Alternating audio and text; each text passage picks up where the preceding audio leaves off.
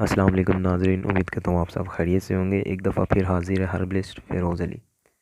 नाज़रीन, आज जो हमारा मौजू है वो एक ऐसा मर्ज़ है कि जिसमें काफ़ी लोग गिरफ़्तार हो चुके हैं, मुब्तला हो चुके हैं, लेकिन वो इस हवाले से जानते भी नहीं हैं कि वो इस मर्ज़ में मुब्तला हो चुके हैं।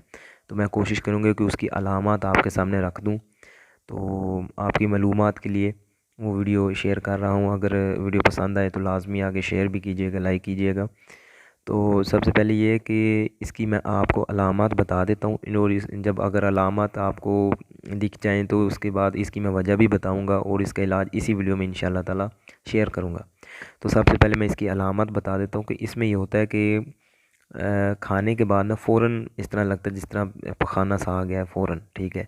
या फिर ये होता है कि पखाना जो मिकदार में कम आता है और दिन में 2 से 3 दफ़ा आता है, और जब पखाना आता भी है तो वो नामुकम्मल होता है, तसल्ली से नहीं होता।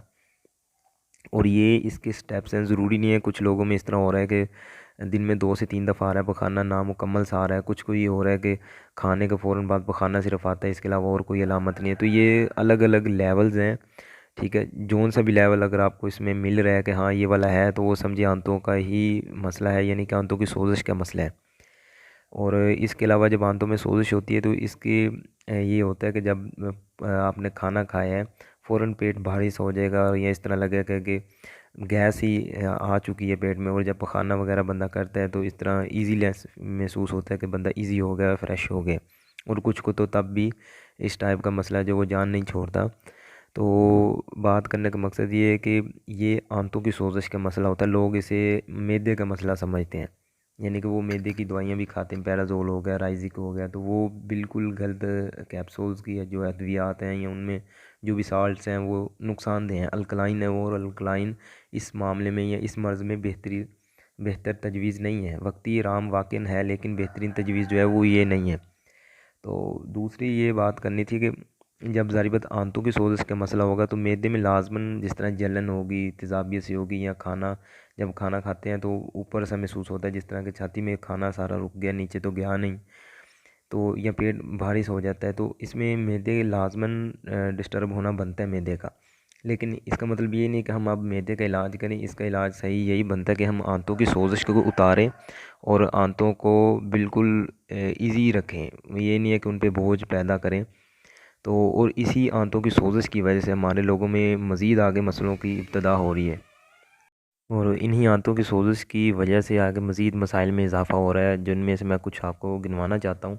और ये लोगों को पता भी नहीं है, ठीक है। उसमें सबसे पहले जो इब्तदा होती है इस मामले में वो ये होता है कि फ़ैटी लीवर इस टाइप के मरीज़ों को लाजमन जो अगली हिस्ट्री में होना होता है, मुस्तकबिल में होना होता है, वो लाजमन बहुत से चांस बनते हैं। लाजमन तो नहीं कह सकते, लेकिन तकरीबन 80% चांस कह सकते हैं आप। और ज़रूर बात जब फैटी लिवर के चांस होते हैं या हो जाता है, या चाहे माइनर हो, थोड़ा बहुत कम हो, लेकिन फिर साथ ही में फिर दिल के मसाइल भी आना शुरू हो जाते हैं, शुगर के मसाइल आते हैं। और इसी में फिर ये थोड़ा सा मज़ीद क्रानिक मसला बनता है, तो फिर दिल के वाल्स जो है ना वो बंद होना शुरू हो जाते हैं, ब्लड गाढ़ा हो जाता है। और जल्दी मसाइल भी बनते हैं आंतों की सोजिश की वजह से। जिस्म पे ख़ारिश वगैरह अक्सर सर्दियों में होती है, ठीक है। तो ये भी वजह बनती है कि हर लोग कुछ लोगों को सर्दियों में ख़ारिश होती है, हर सर्दियों में, तो उनको भी आंतों की सोजिश का लाजमन कहीं ना कहीं टच हुआ होता है। और ये आंतों की सोजिश टाइफाइड के भी रिलेटेड है कि टाइफाइड में भी आंतों की सोजिश ही होती है। तो मैं कोशिश करूँगा कि अभी आपको एक तस्वीर जो है वो वीडियो में दिख रही होगी। ये नाज़रीन आप देख सकते हैं मैदे का जो मुकाम है, ये मैदे में मिसाल के तौर पे हमने खाना खा लिया है। तो असल में ये होता है कि जब मैदे में हम खाना पहुंचाते हैं अपना खाने के बाद, तो तकरीबन तकरीबन 2 से ढाई घंटे के अंदर मैदे का काम है कि हज़म कर देता है खाने को।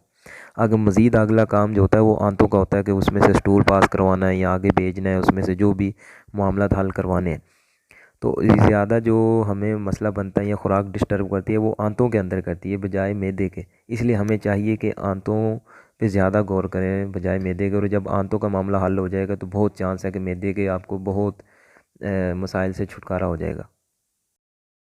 और ये देखें नाज़रीन के जिस तरह लीवर का लिखा हुआ है, तो लीवर से हम अपनी तिब्बी ज़ुबान में कहते हैं कि सफ़रा। जब आंतों में ज़्यादा हम खाना भिजवाते हैं, या आम लफ्ज़ों में हमारा ये होता है कि 2 से ढाई घंटे के अंदर मैदा हज़म करके खुराक को भेजता आगे, उसके बाद आंतों में रहती है खुराक, तो जब वहाँ भी सही तरह हज़म नहीं होती, फिर हमारा जो लीवर है यानी कि जिगर है वो सफ़रा पैदा करके वहाँ भेजता है ताकि खुराक जल्दी हज़म हो। और जब सफ़रा पैदा होगा खुराक तो हज़म हो जाएगी या बिल्कुल नामुकम्मल हज़म होगी, लेकिन ये नुकसान होगा कि आंतों में सोजिश वाक़ हो जाएगी, और यही चीज़ को हम टाइफाइड भी कहते हैं।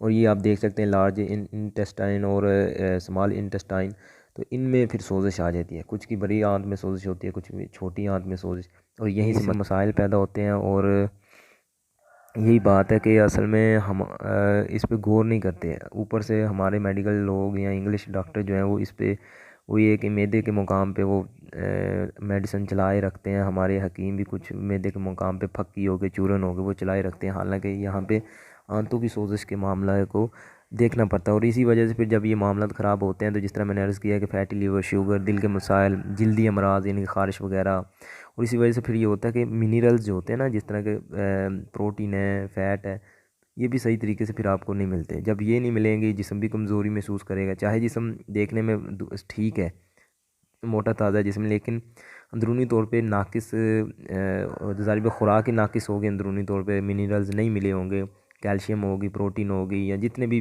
हमें मिनरल्स चाहिए, तो जिस्म अंदर से कमज़ोरी महसूस करते हैं। अंदर से जिस तरह खोखला जिस्म हो जाता है, क़ुव्वत मुदाफ़त की कमी होगी।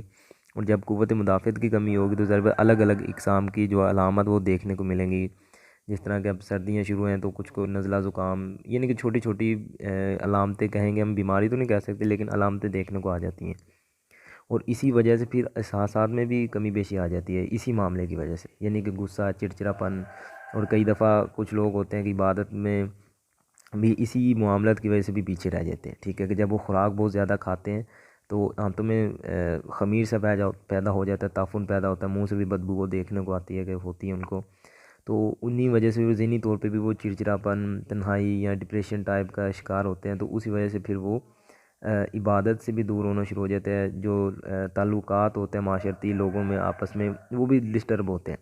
तो बात करने का मकसद है कि इसका आंतों की सोजिश का बहुत बड़ा इस हवाले से रिलेटेड है, चक्कर है। तो कोशिश करें कि इन पे गौर करें, और जो मैं नुस्खा बताऊं वो लाजमन इस्तेमाल कर लें। उम्मीद है कि वो जो नुस्खा अगर इस्तेमाल कर लिया गया तकरीबन 3 से 4 हफ़्ते, यानी कि 1 महीने के करीब करीब, तो काफ़ी हद तक आंतों की सोजिश पे अबूर हासिल हो जाएगा कि ये हल हो गया मसला। लेकिन बात वही है कि साथ में परहेज़ भी होना चाहिए। ज़ाहिर बात, जब मरीज़ चावल, गोश्त या इतनी जंक फूड जब खाएगा तो फिर आंतों की सोजिश भूल जाएं कि ठीक होगी। तो बात ज़्यादा नहीं करूँगा, ये है कि सिर्फ इस पे गौर करें और नुस्खा नोट कर लें। नुस्खा आपको इस वीडियो में मिल रहा होगा। हल्दी, मुलट्ठी, सौंफ, ज़ीरा सफ़ेद, मकोदाना, ये चारों चीज़ें सॉरी पांचों चीज़ें जो है वो 1-1 तोल है। रेवंद खताई 4 तोल है। किस्ते शीरीं 4 तोल है। ये सारी चीज़ें सफूफ़ कर लें, और 1 ग्राम जो है ना मिकदार खुराक 1 से 1.5 ग्राम हमरा पानी इस्तेमाल करनी है, और 3 टाइम करनी है। अगर किसी को ज़्यादा सोजिश है तो अर्क मको के साथ ही इस्तेमाल की जाए। तो उम्मीद है ये वीडियो पसंद आई होगी। अल्लाह हाफिज़, फ़ी अमान अल्लाह।